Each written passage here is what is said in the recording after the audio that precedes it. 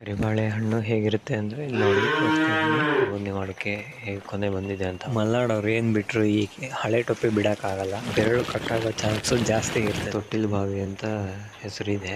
ಜಾರ್ಕೊಂಡು ಬೀಳೋದಂತೂ guarantee. ಕಡಿಮೆ ಆದರೆ ಇದು ಪ್ರಾಬ್ಲಮ್ ಆಗುತ್ತೆ. ರೋಡ್ ತುಂಬ ವರ್ಷ ಆದರೂ ಇದು ರೆಡಿನೇ ಮಾಡಿಲ್ಲ.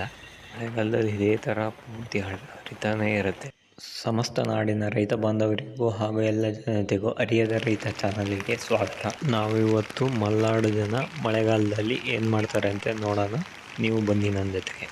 ಮಲೆನಾಡು ರೈತರಿಗೆ ಮಳೆಗಾಲದಲ್ಲಿ ಮುಖ್ಯವಾದ ಕೆಲಸ ಅಂತ ಅಂದರೆ ಜಾನುವಾರುಗಳಿಗೆಲ್ಲ ಒಂದು ಹೊರೆ ಹುಲ್ಲು ಕೊಯ್ಯೋದು. ನೋಡೋಣ ಬರ್ರಿ. ಮಲೆನಾಡವ್ರು ಏನು ಬಿಟ್ಟರು ಈ ಹಳೆ ಟೊಪ್ಪಿ ಬಿಡೋಕ್ಕಾಗಲ್ಲ. ಡೈರೆಕ್ಟ್ರು ಉಪೇಂದ್ರ ಅವ್ರ ಥರ ಟಡನ್ ಅಂತ ಕ್ಯಾಪ್ ಹಾಕ್ಕೊಂಡು ಮಲ್ನಾಡ್ ಟ್ರೆಡಿಷ್ನಲ್ ಡ್ರೆಸ್ಸು ಉಣ್ಣೆ ಕಂಬಳಿ ಹೋಗಿ ಈಗ 100 ರೂಪಾಯಿದು ಪ್ಲಾಸ್ಟಿಕ್ ಜರ್ಕಿನ್ ಬಂದಿದೆ. ಅದನ್ನ ನೀಟಾಗಿ ಸ್ಪೈಡರ್ ಮ್ಯಾನ್ ಥರ ಹಾಕ್ಕೊಂಡು ರೈತರ ನಾರ್ಮಲ್ ಶಸ್ತ್ರಾಯುಧ ಕುಡುಗೋಲನ್ನು ಶಿವರಾಜ್ ಕುಮಾರ್ ಅವರು ಓಮ್ ಪಿಕ್ಚರಲ್ಲಿ ಲಾಂಗಿ ತೊಳೋ ಥರ ಎತ್ಕೊಂಡು ಮೇವಿಗೆಲ್ಲ ಯಮಪಾಶದಂಗಿರೋ ಸೀರೆಯಲ್ಲಿ ಹೊಸ್ತಿರೋ ಹೊರೆ ಕಟ್ಟೋ ಹಗ್ಗನ ಎತ್ಕೊಂಡು ಹುಲ್ಲು ಹೊರೆ ಸ್ವಲ್ಪ ಬೇಗ ಮತ್ತು ಹಗುರವಾಗಿ ಕೊಯ್ಯೋದಕ್ಕೆ ಕುಡುಗೋಲನ್ನು ಹದ ಮಾಡ್ಕೋಬೇಕಾಗ್ತದೆ. ಅದಕ್ಕೋಸ್ಕರ ಒಂದು ಕಲ್ಲು ಇರ್ತದೆ, ಮಸೆ ಕಲ್ಲು ಅಂತ. ಅದನ್ನ ನೋಡೋಣ ಬರೀ ಈಗ ಹೇಗೆ ಮಸೆಯೋದು ಅಂತ. ಕುಡುಗೋಲನ್ನು ಮಸೆ ಕಲ್ಲು ಇದೆ ನೋಡ್ರಿ, ಮಸೆ ಕಲ್ಲು. ಹಾಗೆ ನೀರು ತುಂಬಿಸ್ಕೊಂಡು ಸ್ವಲ್ಪ ಕುಡುಗೋಲನ್ನು ತಿಕ್ತಾ ಬರಬೇಕು. ಎರಡು ಕಟ್ ಸ್ವಲ್ಪ ಯಾಮಾರಿದ್ರೂ ಬೆರಳು ಕಟ್ಟಾಗೋ ಚಾನ್ಸು ಜಾಸ್ತಿ ಇರ್ತದೆ. ಹಾಗಾಗಿ ತುಂಬ ಹುಷಾರಾಗಿ ಮಸೆಬೇಕಾಗ್ತದೆ. ಈ ಕಲ್ಲು ಏನು ವಿಶೇಷ ಅಂದರೆ ಬೇರೆ ಕಲ್ಲುಗಳ ಥರ ಗಟ್ಟಿಯಾಗಿರೋದಿಲ್ಲ, ಮಿದುವಾಗಿರ್ತದೆ. ಈ ಥರ ಉಜ್ಜುತ್ತಾ ಹೋದಂಗೆ ಅದು ಪುಡಿಯಾಗಿ ಅದರ ಮಧ್ಯೆ ಸಿಕ್ಕು ಕುಡುಗೋಲು ಚೆನ್ನಾಗಿ ಹದ ಆಗ್ತಾ ಹೋಗ್ತದೆ. ಕುಲ್ಮೆಗಳಲ್ಲಿ ಕತ್ತಿಗಳನ್ನು ಹೇಗೆ ಕೆಂಡದಲ್ಲಿ ಕಾಯಿಸಿ ಒಂದು ಸುತ್ತಿಗೆಯಲ್ಲಿ ಹೊಡೆದು ಬೇಕಾದ ಹದಕ್ಕೆ ಹೊಡೆದು ನೀರು ಹಾಕಿ ಹೇಗೆ ಹಾರ್ನೆಸ್ ಬರ್ಸ್ತಾರೋ ಅದೇ ಥರ ಇಲ್ಲಿ ಉಜ್ಜಿದಾಗ ಹೀಟಾಗುತ್ತೆ. ಆಮೇಲೆ ಮತ್ತೆ ಅದಕ್ಕೆ ಸ್ವಲ್ಪ ನೀರು ಚಿಮ್ಮಿಸಿದಾಗ ಅದು ಚೆನ್ನಾಗಿ ಹಾರ್ಡ್ನೆಸ್ ಆಗುತ್ತೆ. ಸ್ಕೆಚ್ಚು ಮಿಸ್ ಆಗಬಾರ್ದು ಅಂದರೆ ಬೇಗ ಹುಲ್ಲುವರೆ ಕೊಟ್ಕೊಂಡು ಬರಬೇಕು ಅಂದರೆ ಈ ಥರ ಒಂದು 4ರಿಂದ 5 ನಿಮಿಷ ಚೆನ್ನಾಗಿ ಹದ ಮಾಡ್ಕೊಂಡು ಹೋಗಬೇಕಾಗ್ತದೆ. ಇಲ್ಲಾಂದರೆ ದಿನಪೂರ್ತಿ ಅಲ್ಲೇ ಹುಲ್ಲು ಕೊಯ್ಕೊಂತ ಇರಬೇಕಾಗ್ತದೆ. ಒಂದು ಹೊರೆ ಕೊಯ್ಯೋಷ್ಟರಲ್ಲೇ ಒಂದು 2 ಗಂಟೆ ಆಗೋಗ್ಬಿಡುತ್ತೆ. ಹಾಗೆ ಮಳೆ ಜೀ ಅಂತ ಹೋಯ್ತಾ ಇತ್ತು, ಆದರೂ ಬಿಡೋಕ್ಕಾಗಲ್ಲ. ಮಲೆನಾಡಲ್ಲಿ ಏನಂತಂದರೆ ದನಗಳನ್ನು ಸಾಕೊಂಡ್ಮೇಲೆ ಮಳೆ ಹೊಯ್ಯೋದು ಬಿಟ್ಟು ಹೊಳೆ ಹೊರದ್ರೂ ಹುಲ್ಲು ಕೊಯ್ಯೋದು ಮಾತ್ರ ಬಿಡೋಕ್ಕಾಗಲ್ಲ. ಹಾಗೆ ಹುಲ್ಲು ಬೇಣದ ಕಡೆ ಹೋಗ್ತಾ ಇದೆ. ಪಕ್ಕದ ತೋಟದ ಬೇಲಿ ದಾಟ್ಕೊಂಡು ಹಾಗೆ ಕೆಸರಲ್ಲಿ ದಾಟ್ಕೊಂಡು ಹುಲ್ಲು ಬೇಣದ ಕಡೆ ಹೋಗ್ತಾ ಇದೆ. ಈ ಸರಿ ಮಳೆ ಹೆಂಗೆ ಹೊಡೆದಿದೆ ಅಂತ ಅಂದರೆ ಎಲ್ಲಿ ಹೋದ್ರೂ ಕೆಸರು, ಮನೆ ಹತ್ರನೂ ಕೆಸರು, ಹಕ್ಕಲಲ್ಲೂ ಕೆಸರು, ಬೇಣದಲ್ಲೂ ಕೆಸರು, ತೋಟಕ್ಕೆ ಹೋದ್ರೂ ಕೆಸರು. ಸ್ವಲ್ಪ ಯಾಮಾರಿ ದೂರಕ್ಕೆ ಕಾಲಿಟ್ರೂ ಜಾರ್ಕೊಂಡು ಬೀಳೋದಂತೂ ಗ್ಯಾರಂಟಿ. ಹಾಗೆ ಕೆಸರಿರೋ ಜಾಗನ ದಾಟ್ಕೊಂಡು ಹುಲ್ಲು ಬೇಣ ಜಾಗಕ್ಕೆ ಬಂದ್ವಿ. ಮೊನ್ನೆ ತಾನೇ ಒಂದು ವಿಡಿಯೋ ಮಾಡಿದ್ದೆ, ಏಕ ವಿಧದ ಹುಲ್ಲಿಗೂ ಮತ್ತು ಈ ಬಹುವಿಧದ ಹುಲ್ಲಿಗೂ ಏನು ಡಿಫ್ರೆನ್ಸ್ ಇರುತ್ತೆ, ಯಾವ್ದು ಹಾಕಿದ್ರೆ ಒಳ್ಳೇದಿರುತ್ತೆ ಅಂತ ಹೇಳಿ. ಅದನ್ನ ಡಿಸ್ಕ್ರಿಪ್ಷನಲ್ಲಿ ಲಿಂಕ್ ಹಾಕಿರ್ತೀನಿ, ಬೇಕಾದ್ರೆ ಆ ವಿಡಿಯೋ ನೋಡ್ಕೊಬನ್ನಿ. ಸದ್ಯಕ್ಕೆ ನಾವು ಕೊಯ್ಬೇಕಾಗಿರೋದು ಇದೇ ಹುಲ್ಲು, ಸೂಪರ್ ನೇಪಿಯರು. ಆಲ್ರೆಡಿ ಒಂದು ಕೊಯ್ಲು ಆಗಿ ಈಗ 2ನೇ ಕೊಯ್ಲು ಬಂದಿದೆ. ಬುಡದ ಹತ್ತಿಗೆ ಕಟ್ ಮಾಡಿಕೊಂಡು ಹಂಗೆ ಒಂದೊಂದೇ ಮೆದೆನ ಹಗ್ಗದ ಮೇಲೆ ಹಾಕ್ತಾ ಹೋದರೆ ಒಂದು 4-5 ಮೆದೆ ಹಾಕ್ಕೊಂಡು ಹೊರೆ ಮಾಡಿಕೊಂಡ್ರೆ ಆಯಿತು. ನೋಡಿ ಇಲ್ಲಿ ಗೆಡ್ಡೆದು ಒಂದು ಬುಡ ಕಟ್ ಮಾಡಿದ್ರೆ ಒಂದು ಹೊರೆ ಅಷ್ಟು ಆಯಿತು. ಇವಾಗ ಹಗ್ಗನ ಕಟ್ಕೊಂಡು ಹೊರೆ ಮಾಡಿಕೊಂಡು ಹೊತ್ಕೊಂಡು ಹಾಗೆ ಬಂದ ದಾರಿಯಲ್ಲಿ ವಾಪಸ್ ಹೋಗೋದು. ಕೆಸರಲ್ಲಿ ಹೊರೆ ಹೊತ್ಕೊಂಡು ಹೋಗೋದು ಅಂದರೆ ತುಂಬ ಕಷ್ಟ. ಹಾಗೋ ಹೇಗೋ ಮಾಡ್ಕೊಂಡು ಕೆಸರಲ್ಲಿ ದಾಟ್ಕೊಂಡು ಬಂದು ಹೊಟ್ಟೆಯಲ್ಲಿ ಹಾಕಿದೆ. ಹೊರೆನ ಹಾಕ್ಬಿಟ್ಟು ಫಸ್ಟು ಈ ಟ್ರೆಡಿಷ್ನಲ್ ಡ್ರೆಸ್ಸು ತೆಗೆದು ಹಾಗೆ ದನಗಳಿಗೆ ಹುಲ್ಲು ಹಾಕೋ ಟೈಮ್ ಆಗಿತ್ತು. ಎಲ್ಲವಕ್ಕೂ ಸ್ವಲ್ಪ ಹುಲ್ಲು ಹಾಕಿದೆ. ಆಮೇಲೆ 6 ದನಗಳಿದ್ದಾವೆ. ಅದರಲ್ಲಿ 2 1 ವರ್ಷದ ಕರ, 2 ದೊಡ್ಡ ಜಾನುವಾರುಗಳಿದೆ, ಇನ್ನೆರಡು 2 ವರ್ಷದ ಕರಗಳಿದೆ. ಈ ಹುಲ್ಲನ್ನು ಎಲ್ಲ ದನಗಳು ಚೆನ್ನಾಗಿ ತಿಂತವೆ. ನೋಡ್ಬೋದು ನೀವು ಯಾವ ಥರ ತಿಂತಾ ಇದ್ದಾವೆ ಅಂತ ಹೇಳಿ. ಹಾಕ್ತಿದ್ದಂಗೆ ತಿಂತವೆಲ್ಲ. ಆಮೇಲೆ ದನಗಳಿಗೆ ಮೇವು ಹಾಕೋದಕ್ಕೆ ನಾವು ಸಮಯನ ಫಿಕ್ಸ್ ಮಾಡಿ ಇಟ್ಕೊಂಡಿದ್ದೀವಿ. ಹೇಗೆ ಅಂತಂದರೆ ನಮಗೆಲ್ಲ ಹೇಗೆ ಊಟಕ್ಕೆ ಸಮಯ ಇರುತ್ತಲ್ಲ ಅದೇ ಥರನೇ ಅವಕ್ಕೂ ಹೆಚ್ಚು ಕಡಿಮೆ ಆದರೆ ಇದು ಪ್ರಾಬ್ಲಮ್ ಆಗುತ್ತೆ. ಅದಕ್ಕೆ ಒಂದೇ ಸಮಯನ ಸೆಟ್ ಮಾಡ್ಕೋಬೇಕು. ನಾವೇನಂತಂದರೆ ಬೆಳಗ್ಗೆ 6 ಗಂಟೆ 6:30ಗೆ ಹಾಲು ಕರೆದು ತಿಂಡಿ ಕೊಟ್ಟರೆ ಆಮೇಲೆ 10:30ಗೆ ಹುಲ್ಲು ಹಾಕ್ತೀವಿ. ಅದಾದಮೇಲೆ 1 ಗಂಟೆಗೆ ಒಂದು ಸರಿ ಮೇವು ಹಾಕ್ತೀವಿ.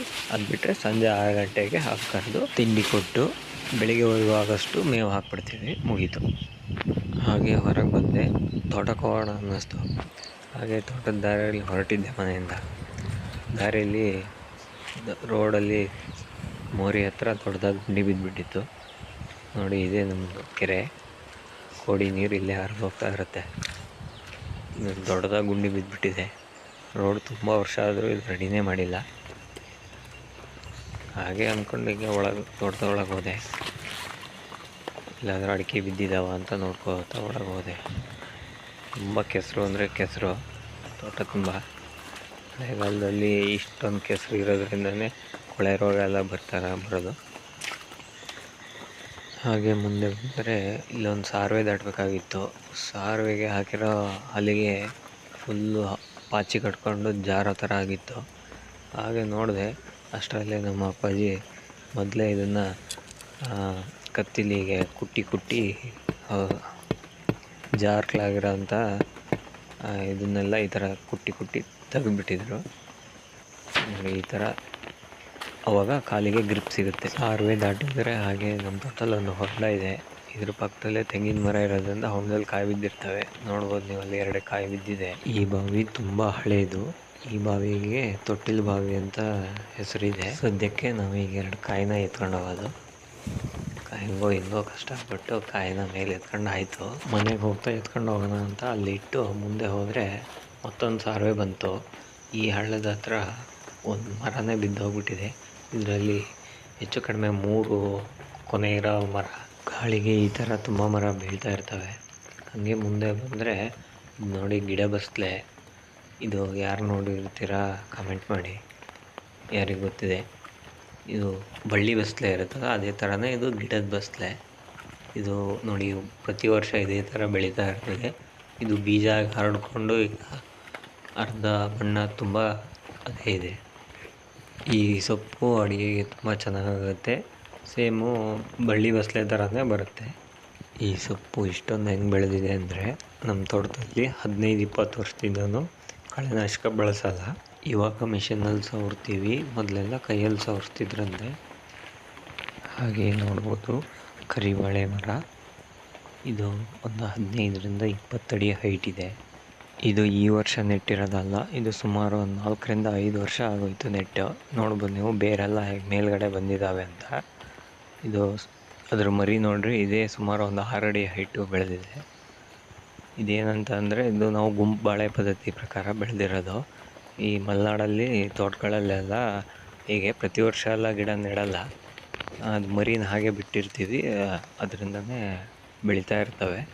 ಕರಿಬಾಳೆ ಹಣ್ಣು ದೇಹಕ್ಕೆ ತುಂಬ ತಂಪು ಅಂತ ಹೇಳ್ತಾರೆ. ಈ ಮಿಟ್ಲಿ ಬಾಳೆ ಅಥವಾ ಪುಟ್ಬಾಳೆ ಅಂತ ಕರಿತೀವಲ್ಲ, ಅದಕ್ಕಿಂತ ಇದು ತುಂಬ ತಂಪು ಅಂತ ಹೇಳ್ತಾರೆ. ಕರಿಬಾಳೆ ಹಣ್ಣು ಹೇಗಿರುತ್ತೆ ಅಂದರೆ ನೋಡಿ ತೋರಿಸ್ತಾ ಇದ್ದೀನಿ. ಇದೇ ನೋಡಿ ಕರಿಬಾಳೆ ಹಣ್ಣು. ಮರ ಕಸುವಾಗಿ ಬೆಳೆದಿದ್ರೆ 12 ಚಿಪ್ಪು ಕಾಯಿ ಬರುತ್ತೆ, ಇಲ್ಲದಿದ್ದರೆ 2 ಚಿಪ್ಪು ಬರುತ್ತೆ. ಹಾಗೆ ಮುಂದೆ ಬಂದರೆ ನೋಡ್ಬೋದು ನೀವು, ಇಲ್ಲಿ ಇದೆಲ್ಲ ಮುಂಗಾರಿಯಲ್ಲಿ ಕಳೆ ಹೊಡೆದು ಆಗಿರೋಂಥದ್ದು ಸವರಿ. ಹಾಗೆ ಇಲ್ಲಿ ನೋಡಿರಿ ಗುಂಪು ಬಾಳೆ ಪದ್ಧತಿ, ಇದು ಮಿಟ್ಲಿ ಬಾಳೆ. ಹಾಗೆ ಸತ್ತೋಗಿರೋ ಬಿದ್ದೋಗಿರೋ ಮರಗಳ ಜಾಗಕ್ಕೆ ಎಲ್ಲ ಹೊಸ ಗಿಡಗಳನ್ನು ಹಾಕಿದ್ದೀವಿ ಮುಂಗಾರಿ ಟೈಮಲ್ಲಿ. ಇದೆಲ್ಲ ಹಸಿರಾಗಿದೆ. ಹಾಗೆ ಮುಂದೆ ಬಂದರೆ ಇಲ್ಲೊಂದು ಚಾನಲ್ ಇದೆ ನೋಡಿ, ಆ ಥರ ನೀರು ಹರಿತಾ ಇದೆ ಅಂತ. ಮಳೆಗಾಲದಲ್ಲಿ ಇದೇ ಥರ ಪೂರ್ತಿ ಹರಿತಾನೇ ಇರುತ್ತೆ, ಮಳೆಗಾಲ ಮುಗಿಯೋವರೆಗೂ. ಹೆಚ್ಚು ಕಡಿಮೆ ಚೌತಿ ಹಬ್ಬ, ದೀಪಾವಳಿವರೆಗೂ ಹಿಂಗೆ ನೀರು ಹರಿತಾ ಇರುತ್ತೆ. ಇಲ್ಲೇ ಪಕ್ಕದಲ್ಲೇ ಇದೆ ಕೆರೆ, ಅದರಿಂದ ಬರ್ತಾ ಇರುತ್ತೆ ಟ್ಯೂಬ್ ನೀರು.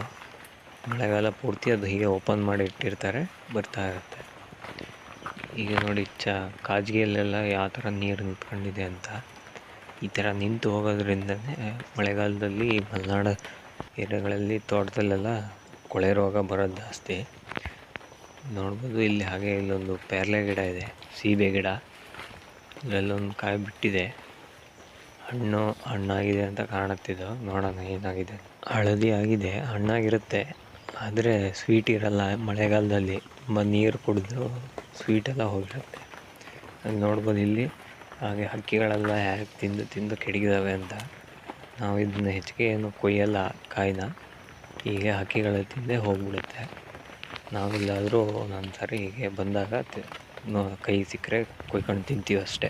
ಇದೆಲ್ಲ ಹಾಗೆ ಬಿದ್ದು ನೆಲದಲ್ಲಿ ಸಾರ ಆಗೋಗುತ್ತೆ. ಹಾಗೆ ಮುಂಗಾರಿಯಲ್ಲಿ ಮೆಣಸಿನ ಬಳ್ಳಿನ ಹಚ್ಚಿದ್ವಿ, ಚೆನ್ನಾಗಿ ಚಿಗುರಿದಾವೆ. ನೋಡ್ಬೋದು ನೀವು, 2-3 ಎಲೆ ಚಿಗುರಿದೆ.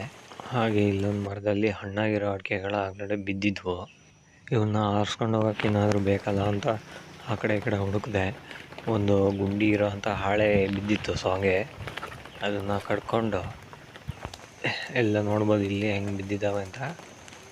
ಎಲ್ಲ ಆರಿಸಿ ಈ ಮರದಲ್ಲಿ ನೋಡಿ ಕಾಣುತ್ತೆ, ಹಣ್ಣಾಗಿರೋದು ಗೊತ್ತಾಗಲ್ಲ. ಈ ವಿಡಿಯೋದಲ್ಲಿ ಅಷ್ಟು ಚೆನ್ನಾಗಿ ಗೊತ್ತಾಗಲ್ಲ. ನೋಡ್ಬೋದು ನೀವು ಅಡಿಕೆ ಹೇಗೆ ಕೊನೆ ಬಂದಿದೆ ಅಂತ. ಒಂದು 2-3 ಕೊನೆ ಇದೆ, ಅದರಲ್ಲಿ ಒಂದು ಬುಡದ ಕೊನೆ ಹಣ್ಣಾಗಿ ಉದುರುತ್ತಾ ಇದೆ. ಅದೆಲ್ಲ ಹಾಳೆಗೆ ತುಂಬಿಕೊಂಡು ಹೊರಟೆ. ಮತ್ತು ದಾರಿಲಿ ಆವಾಗಲೇ ಬಿದ್ದಿರೋ ಕಾಯಿನ ಆರಿಸಿಟ್ಟಿರೋದು, ಅದು ಹೆಂಗಪ್ಪ ತಗೊಂಡೋಗೋದು ಅಂತ 2 ಕಾಯಿ ಇತ್ತು.